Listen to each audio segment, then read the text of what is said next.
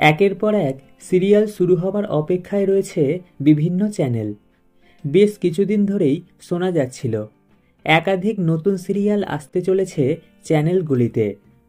একে একে সেই সব সিরিয়ালগুলির প্রোমো সামনে আসছে, সঙ্গে নতুন নতুন চমকও দিচ্ছে প্রোমোগুলি। কবে আসবে নতুন সিরিয়াল তা নিয়েও চলছে জল্পনা। জি বাংলা থেকে শুরু করে স্টার জলসার মতো চ্যানেলগুলিতে শুরু হওয়ার জন্য লাইন পড়ে গিয়েছে নতুন ধারাবাহিকের।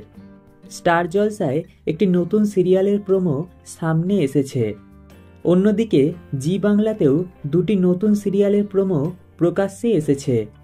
সঙ্গে আরও একটি নতুন সিরিয়াল শুরু হবার গুঞ্জন শোনা যাচ্ছে।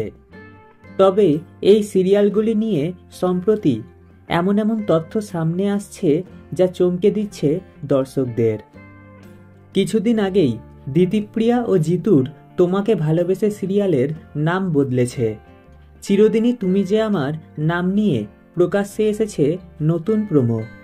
এবার আরও দুটি সিরিয়ালের ক্ষেত্রে ঘটে গেল বড় অঘটন। শুরুর আগেই হয়ে গেল আমূল পরিবর্তন। জি বাংলায় শুরু হতে চলেছে দুটি সিরিয়াল।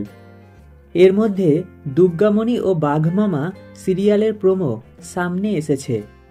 এছাড়াও সৃজিত রায় এবং সৌভিক চক্রবর্তীর একটি নতুন সিরিয়াল আসার কথাও রয়েছে, যেখানে মুখ্য চরিত্রে দেখা যাবে রুবেল দাসকে।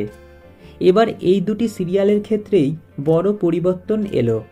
প্রথমে শোনা গিয়েছিল শিশুকেন্দ্রিক ধারাবাহিক দুর্গামণিতে শিশুশিল্পী হিসেবে দেখা যাবে নবাগতা কৌশিকী বন্দ্যোপাধ্যায়কে।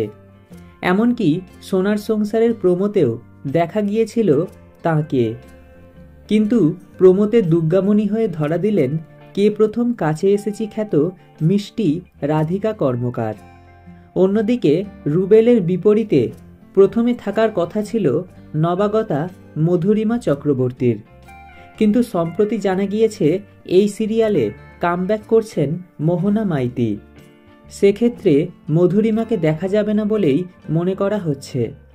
তবে কী কারণে নায়িকা বদল হলো তা জানা যায়নি।